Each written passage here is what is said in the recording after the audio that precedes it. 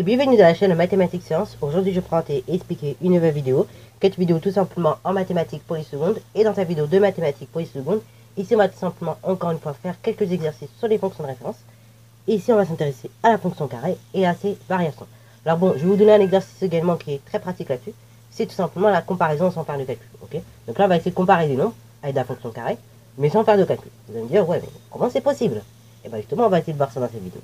Alors donc ici, on dit quelques petits éléments. On nous dit que f est la fonction carré, définie sur R, donc l'ensemble des réels.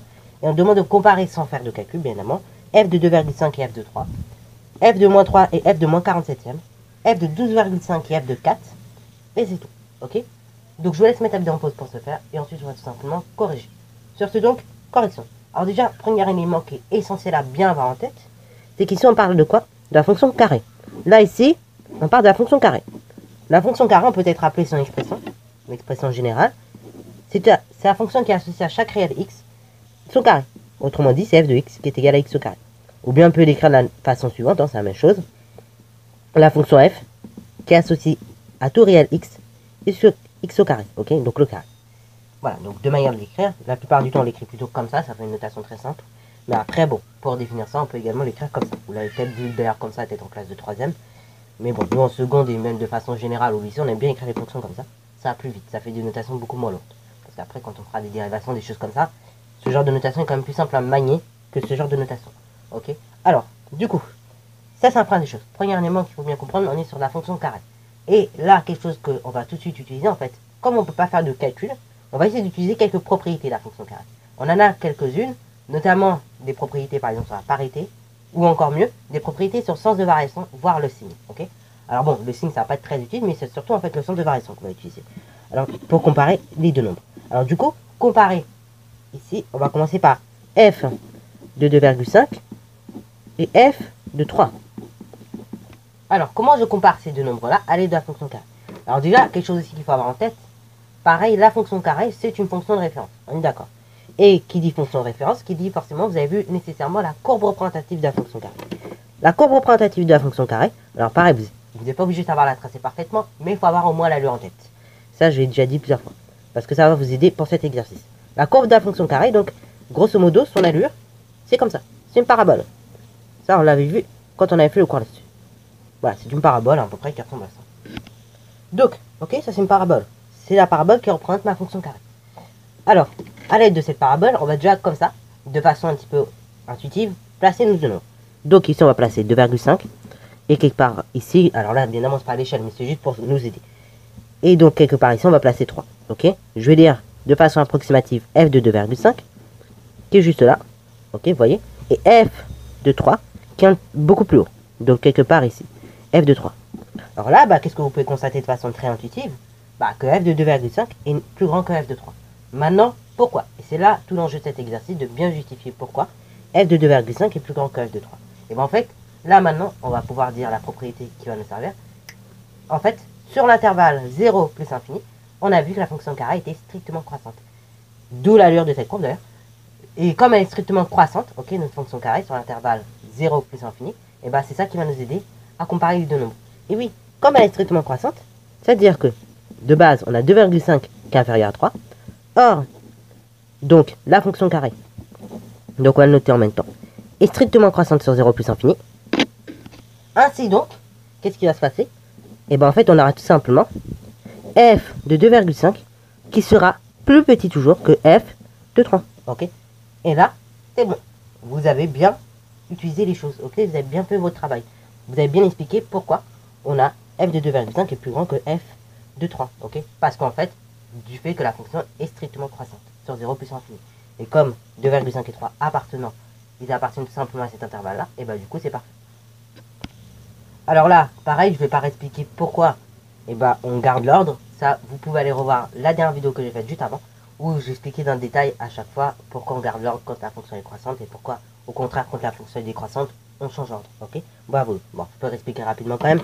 C'est parce que tout simplement, si vous prenez par exemple 2,5, ok, on va dire c'est x1, et dans ce cas-là, x1 plus petit que x2, comme la courbe elle fait que monter, dans le cas d'une fonction croissante, vous aurez donc f de x1 qui sera nécessairement que f de x2. Ok? Il sera nécessairement plus petit, f de x1 par rapport à f de x2. Donc ça, vous pouvez revoir la dernière vidéo que j'ai faite, et également la vidéo de cours que j'ai faite sur les variations de fonctions en général. J'avais expliqué bien dans le détail, tout simplement, ce que ça signifiait algébriquement. Quand on a une fonction croissante et une fonction au contraire décroissante. Mais bon, ça encore une fois, vous allez voir, plus vous allez manipuler, plus c'est logique en fait. Vous allez voir, c'est extrêmement logique en fait. Quand c'est croissant, on garde l'ordre, et quand c'est décroissant, on change d'ordre. Vous voyez, là l'ordre est conservé, c'est dans le même ordre. Et quand c'est décroissant, on change d'ordre. Ok, bravo. Alors du coup, deuxième cas, on va tout simplement ici comparer f de moins 3 et f de moins 47e. Alors bon, là pareil, vous avez des fractions, ça pose un petit peu de problème pour certains. Bon, on va essayer de mettre au même dénominateur, ok? Tout simplement pourquoi? Comme ça au moins on voit quel est plus grand ou quel est plus petit. Ok? Alors bon, moins 3, vous êtes bien d'accord que c'est la même chose que tout simplement, en réalité moins 21 sur 7. Ok? Et bah oui, si vous multipliez de part et d'autre, donc on va le mettre à côté. Si on multiplie moins 3 par 7 au numérateur, et en fait moins 3 c'est comme moins 3 sur 1, et donc d'autre part 1 par 7, on obtient d'une part 21, et là comme j'ai un moins du coup moins 21, et d'autre part une fois 7, 7, ok? Voilà, donc moins 3 c'est comme moins 21 septième. Et après, moins 47e, ça reste moins 47e. Ainsi, en fait on va comparer ces deux nombres là, on va comparer moins 21 septième et moins 47e, ok? Et là, quel est le plus grand? C'est tout simplement moins 21 septième. Attention, là on est dans les négatifs, c'est-à-dire que l'ordre s'inverse, c'est-à-dire que le plus grand en valeur absolue, en fait c'est le plus petit, ok? Vu qu'on est chez les négatifs. Et tandis que si on serait chez des positifs, et là vous aurez dit c'est 47e le plus grand. Alors du coup, on va noter, déjà après des choses, on a tout simplement, donc ici, moins 47e, qui est plus petit que tout simplement moins 3, ok? Ou bien si vous préférez, moins 47e, plus petit que moins 21 septième, ok? Comme moins 21 septième est le plus proche en fait de 47e de 0, et dans ce cas là, le plus proche de 0 c'est le plus grand, ok? Donc là, moins 21 septième étant plus proche de 0 que moins 47e, c'est lui le plus grand, comme on est sur des négatifs. Alors ça apprend des choses qu'on note. Deuxième des choses, ici, vous voyez on est sur des négatifs, je vais l'été. Donc on va à nouveau refaire la parabole pour la dernière fois, pour que vous puissiez voir, on est sur des négatifs, donc cette partie de la courbe. Enfin, de la parabole. Alors là, elle n'est pas très bien faite, mais bon, c'est pas trop grave. C'est juste pour avoir une petite visualisation des choses. Donc, ici, quelque part en place, moins 3. Et quelque part par là, on va placer, donc ici, moins 47e. Et donc ici, on place les images. F de moins 47e. Et ici, donc, F de moins 3. Et là, ici, déjà de façon, graphique, ce qu'on constate, c'est que ok, moins 47e est plus petit que moins 3, mais c'est f de moins 47e qui est plus grand que f de moins 3. Alors comment ça s'explique? Encore une fois, propriété. Ici, sur moins l'infini 0, en fait, la fonction carré est strictement décroissante. Ce qui signifie qu'on change d'ordre, ok? Voilà. Ce qui signifie que dans ce cas-là, ce sera f de moins 47e qui sera plus grand que f de moins 3. Alors que justement, c'était moins 47e qui était plus petit que moins 3. Ok? Donc, on va le noter. Et donc ainsi, comme on a notre fonction carré strictement décroissante sur moins l'infini 0, c'est f de moins 47e qui sera plus grand que f de moins 3. C'est pour ça qu'au début, on précise toujours lequel est plus grand, ok? Comme ça, à la fin, on n'est pas perdu, ok? Et c'est pour ça que c'est pour ça qu'on a fait une mise au même dénominateur, pour éventuellement aider à mieux comparer, ok? Parce que la moins 47e de tête, c'est vrai que c'est un peu compliqué, hein?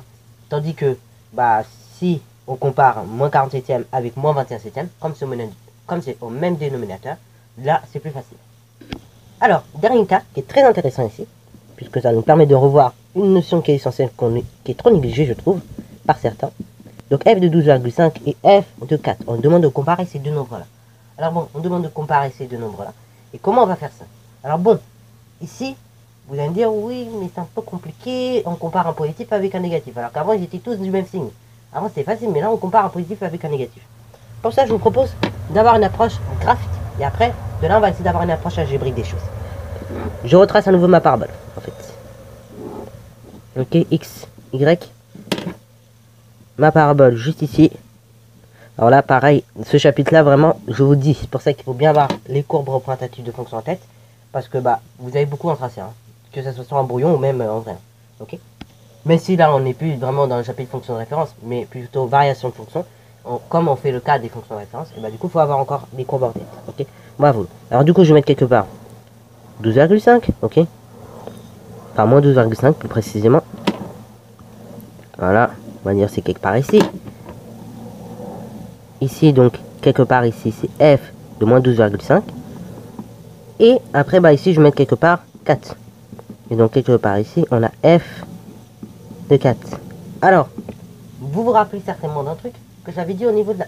Enfin, déjà, si on regarde la courbe, alors là, elle n'est pas très bien dessinée, mais normalement, si vous regardez la vraie courbe de la fonction carré, vous voyez qu'en fait, il y a une certaine symétrie par rapport tout simplement à l'axe des ordonnées.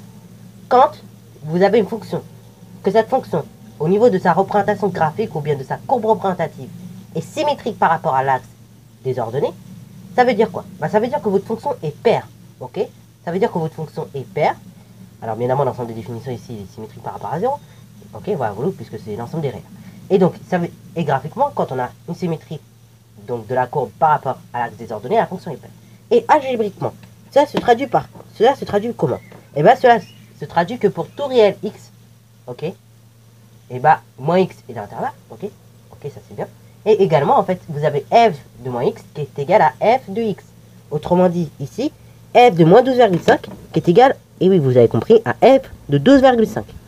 Ok, donc en fait, que vous passez f de moins 12,5 ou bien f de 12,5, c'est la même chose. Ok, bah vous.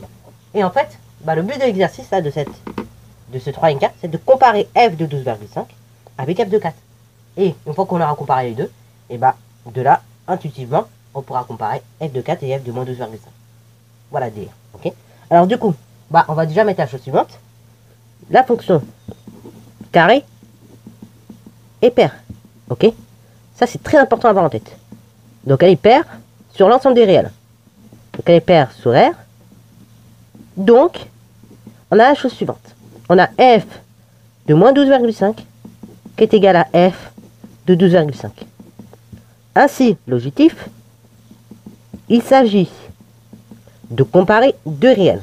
Donc il s'agit de comparer en fait f de 4 et f de 12,5. Et là, bah, exercice très classique. Hein. Comparer f de 4 et f de 12,5, on l'a déjà fait. Enfin, on a déjà fait un exercice de ce modèle-là. Hein, c'était ici donc le cas du numéro. Enfin, c'était le point exact qu'on a traité. C'est exactement le même délire. Ok. Donc ainsi, il s'agit de comparer f de 4 et f de 12,5. Donc, dans un premier temps, on dirait que c'est 4 qui est inférieur à 12,5. Or, ici, la fonction carré est strictement croissante. Ok. Sur l'ensemble des réels positifs ou bien sur 0 plus infini. Ok. Comme vous voulez. Donc, soit vous dites sur R+, ou soit vous dites sur 0 plus infini. Pour changer un petit peu, on va dire R+, comme ça, au moins vous savez qu'il existe une notation comme ça, ok, pour dire l'ensemble des réels positifs. Ou bien, si vous préférez, un intervalle 0 plus infini, si vous êtes très attaché à cet intervalle. Alors donc, or la fonction carré est strictement croissante sur l'ensemble des réels positifs, autrement dit sur 0 plus infini. Ainsi donc, on a f de 4 qui sera inférieur à f de 12,5. Et, par conséquent, f de 4 sera inférieur à f de moins 12,5. Ok, bah voilà. Puisque oui, on avait dit que f de 12,5 est égal à f de moins 12,5, et bah par conséquent, comme f de 4 est inférieur à f de 12,5, f de 4 est également inférieur à f de moins 12,5. Ok, bah voilà. Donc là, c'était le dernier cas. En général, c'est le cas, on va dire, le plus difficile hein, qu'on peut vous donner en seconde, quand on vous demandera de comparer des nombres à l'aide d'une fonction carrée. Sinon, vous voyez globalement que c'est des cas assez simples. Une fois que vous avez votre propriété en tête, globalement, ça va. Ok. Donc là, encore une fois, je le répète, mais c'est un chapitre extrêmement important que vous devez avoir en tête. Ok. Tout ce qui est fonction de référence, variation, signe, c'est des choses extrêmement importantes qui vont vous servir en première. Donc il faut avoir ça en tête, comme ça au moins vous êtes bien paré pour la première, ok, pour la spécialité. Comme ça au moins il n'y aura pas de problème. Voilà, donc sur ce, ça fin cette vidéo, j'espère qu'elle t'a plu. Si c'est le cas, n'hésitez pas à la liker, commenter et bonne reste à toi en mathématiques et en sciences.